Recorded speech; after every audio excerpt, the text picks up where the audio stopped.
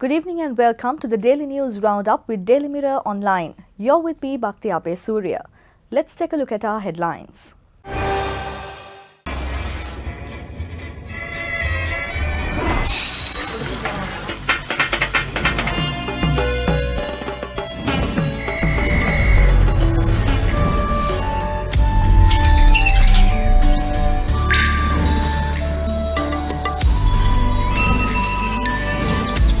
හද ගැහෙන අපේ හඬ ගැස්ම දැනෙන 25 වසරක් පුරා අපත් සමග සිටි පෑන් ඒෂියා බැංකුව සැබවින්ම ශ්‍රී ලාංකේයයි.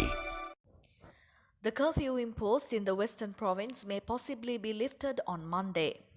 Attorney General questions acting IGP over delays in the probe on the Brandix cluster. The Central Mail Exchange in Colombo temporarily closes. Drugs for clinical patients to be distributed countrywide from today. 7 individuals at the Valikada prison test positive for COVID-19. GMOA claims that the MOH has failed to achieve the daily minimum PCR requirement. President Gotabaya Rajapaksa claims that it is impossible to place the country under lockdown. Joe Biden inches towards a victory in the US presidential election. The OIC of the Anamaduwa Police Traffic Division dies in an accident. The Health Ministry approves the Lanka Premier League tournament. Now diving into those stories in detail.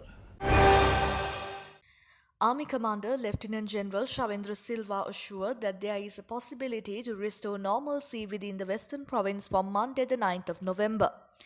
He stated that it is vital to resume normal activities in the country by opening restricted areas. Accordingly, measures are underway to lift the quarantine curfew imposed in the Western Province on Monday. He added that it is the responsibility of all citizens to adhere to health regulations in place. තවදුරටත් නිරෝධායන ඇඳිරි නීතිය දමාගෙන පවත්වාගෙන යාමට හැකියාවක් නැහැ. මේ රටේ බහුතර ජනතාවක් විශේෂයෙන්ම දිනපතා යම් කිසි දෙයක් හම්බ කරගෙන ජීවත් වෙන ජනතාව ගැන සැලකිය යුතුව තිබෙනවා. ඉතින් එවැනි කට්ටියට ඉතාමත් බරපතල ආකාරයෙන් මෙහි යම් කිසි ආකාරයක තත්ත්වයක් ඇති වෙලා තිබෙනවා. ඔවුන්ට මේ ආකාරයෙන් ඔවුන් කෙසේ හෝ මේ කාගෙන හරි මේ හිටියත් ඔවුන්ට හැමදාම මේ වගේ ඉන්න තත්ත්වයක් නැහැ.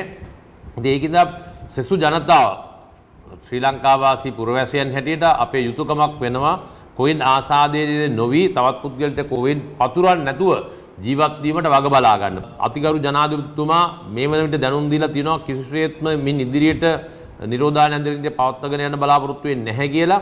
ඉතින් මේකට අනුගත වෙමින් රටක් වශයෙන් ඉදිරියට යන්න ඔබ සහාය දක්වන්න කියන එක ඉල්ලා සිටිනවා. බොහොමත් ඕනකමින් ජනතාවගෙන් ඉල්ලා සිටින්නේ මේ තත්ත්වය තේරුම් අරගෙන රටක් වශයෙන් ඉදිරියට යන්න ඔබගේ යුතුයකම ඉෂ්ට සිද්ධ කරන්න කියන එකයි. මේ වෙනකොට නිරෝධායන ඇඳිරි නීතිය බස්නාහිර පළාතට දාලා තිබෙනවා. ඊට ප්‍රථම බස්නාහිර පළාතටම නිරෝධායන ඇඳිරි නීතිය දාන්න ඉස්සෙල්ලා සමහර පොලිස් බල ප්‍රදේශ නිරෝධායන ඇඳිරි නීතිය යොදවා තිබුණා.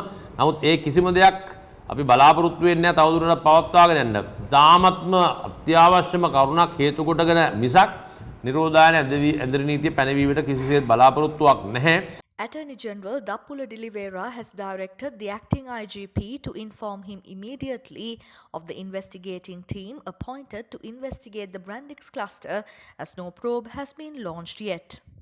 Postmaster General Ranjit Aryaratna informed that the Central Mail Exchange in Colombo has been temporarily closed after 2 employees were tested positive with COVID-19. පවතින කොවිඩ් දෙවෙනි රැල්ලත් සමග තැපැල් දෙපාර්තමේන්තුවේ කටයුතු අපිට යම් යම් සීමා කිරීම් වලට ලක් කරන්න සිදු වුණා පහුගිය දිනවල විශේෂයෙන්ම බස්නාහිර පළාතේ ඇඳිරි නීතිය ක්‍රියාත්මක වුණු ප්‍රදේශවලත් ඊට අමතරව ප්‍රාදේශීය මට්ටමින් නිරෝධායන ඇඳිරි නීතිය සහ සාදමු ප්‍රදේශවල තැපැල් කටයුතු අපි සාමාන්‍ය තැපැල් කටයුතු අත්හිටුවා. නමුත් අත්‍යවශ්‍ය මහජන සේවාවන් පවත්වාගෙන යාමට තැපැල් කාර්යාල පවත්වාගෙන ගියා. ඒ වගේම ඊයේ දවසේ වෙනතුරු අපිට මධ්‍ය තැපැල් හෝමාරුවත් ගැටලුවකින් තොරව ඉතාමත්ම අඩු සේවක සංඛ්‍යාවක් තුලින් අභ්‍යන්තර කටයුතු කරගෙන ගියා අපි තැපැල් මෙහෙයුම් කටයුතු. නමුත් අවාසනාවන්ත විදිහට අපට අපේ මධ්‍ය තැපැල් හෝමාරුවෙන් රෝගීන් දෙදෙනෙකු හමු වීමත් සමග අද දින සිට අපි තීරණය කළා නැවත දැනුම් දෙන තුරු මධ්‍ය තැපැල් හෝමාරුවේ සියලුම කටයුතු අත්හිටුවීමට. විශේෂයෙන්ම අපි විදේශ තැපැල්ලත් මේ අවස්ථාවේ වනතුරුම විදේශ තැපැල් බාර ගැනීම හා බෙදා හැරීම් කටයුතු කළා.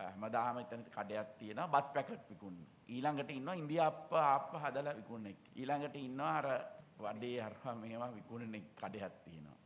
එළවලු කඩයක් තියෙනවා, මස් කඩයක් තියෙනවා, මාළු කඩයක් තියෙනවා. අර චූන් පාන් මිනිහෙක් ඉන්නවා. ඊළඟට එතන ගෙදරක් තියෙනවා අර හන්දියම මේ ෂෝට් ඊට්ස් හදලා ගෑනු එක්කෙනෙක්. ඉතින් යාගේ ගෙදර මං හිතන්නේ ඉස්සරහා චයිනීස් රෝල්ස් හදලා එයා විකුණනවා. දැන් අද එනකොට මේ එක්කෙනෙක්වත් නැහැ. හැබැයි මේ ඔක්කොම ඩේලි සල්ලි හම්බ කරලා ජීවත් වෙන අය. රාජ්‍ය සේවයේ හරි පුද්ගලිකංශයේ හරි මාසික වේතනයක් අරගෙන මේක කරන හැට ගාණක් නැහැ ලොක්ඩවුන් කරාට කොච්චර. ඒගොල්ලන්ට මාසේ පඩිය එනවනේ. හැබැයි මේ අය එදිනෙදා සල්ලි හම්බ කරගන්න අය. මේගොල්ලන්ගේ දවස් 10ක් වහලා තියෙනවා කිව්වම ඒගොල්ලන්ගේ ජීවිතේ ඒ දවස් 10න් හම්බ කරපු එක කවර් කරගන්න අවුරුද්දක් යන්න පුළුවන්. මේක තමයි අපි තේරුම් ගන්න ඕන. ප්‍රෙසිඩන්ට් වුණත්, මිනිස්ටර් වුණත්, දේශපාලඥ වුණත්, ડોක්ටර්ස්ලා වුණත්, මේක පරීක්ෂණ කරන අය වුණත් හැම කෙනෙක්ම මේ ඕවරෝල් පික්චර් එක ගැන සමස්ත මේක අරගෙන ඕන මේක ක්‍රියා කරන්න. අපිට බෑ තනියෙන් එක පැත්තක් විතරක් හිතලා කරන්න. මේ හැම ඇංගල් එකක්ම බලලා ඕන හැම තීරණයක්ම ගන්න. අපිට රටත් ඇරලා තියන්න ඕන. මේ කොවිඩ් ප්‍රශ්න පාලනය කරගන්න ඕන. එහෙමනම් අපි මොනවද කළ යුත්තේ? ඒක තමයි මේකේ වැදගත් කොටස. අපි මේ තීරණ ගන්න හැටියට මොකද්ද කළ යුත්තේ? ඊට පස්සේ ඒක සාමාන්‍ය මිනිසුන් හැටියට මොනවද ගත යුතු දේවල්? මේවා ගැන ටෙස්ට් කරන අය හැටියට මොකද්ද කළ යුත්තේ? මේ ගැන කන්ට්‍රෝල් කරන අය හැටියට මොනවද කළ යුත්තේ කියන එක මේ ඔක්කොම චිත්‍රය හිතේ තියාගෙන තමයි අපි මේවා කරන්නට ඕන.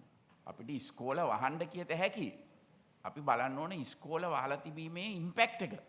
අවුරුදු ගානක ඉම්පැක්ට් එකක් එනවා ඒකේ. ඉකොනොමි එක පැත්තෙන්, සෞඛ්‍ය පැත්තෙන් මේ හැම එකකින්ම ලොකු ඉම්පැක්ට් එකක් එනවා මේ රටක් වහගෙන ඉන්නීමේ.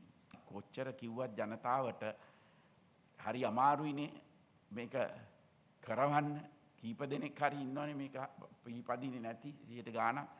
ඉතින් ඒක අපි කොහොමද සුපර්වයිස් කරන්නේ? මේක පරීක්ෂා කරන්නේ කොහොමද? ටෙස්ටිං ටික කරලා හරියට ට්‍රේසිං ටික කරලා ඊට පස්සේ මේගොල්ලන්ව ක්වොරන්ටයින් කරන එක හරි විදියට කරලා ජනතාව දැනුවත් කරොත් මේවා තමයි ඔයගොල්ලෝ පිළිපදින්න ඕනේ කියන එක.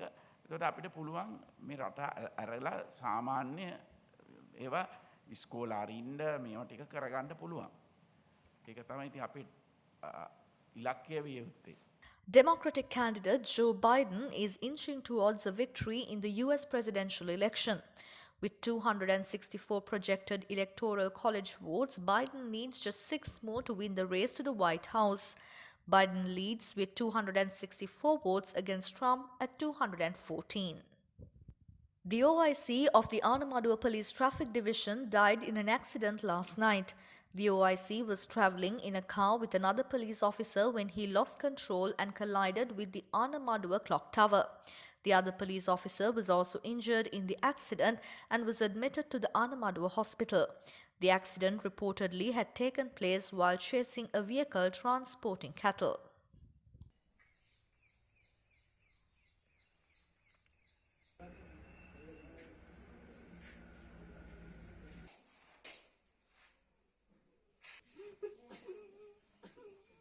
The Health Ministry has finally given the permission to play the Lanka Premier League despite the worsening COVID-19 situation in the country. The government decision comes after health authorities indicated they were willing to be flexible in order to allow the tournament to go ahead following a meeting with cricket officials on Wednesday. The whole tournament will now be played in Suryawewa. The schedule will also be pushed back to meet the health guidelines, which required 14 strict quarantines for visitors to the island. At present, the LPL is set to be played from the 21st of November to the 13th of December. For further details on the stories, visit our website www.dailymirror.lk. Thank you for tuning in. I'm Bhakti Abe Surya, and this is the Daily News Roundup.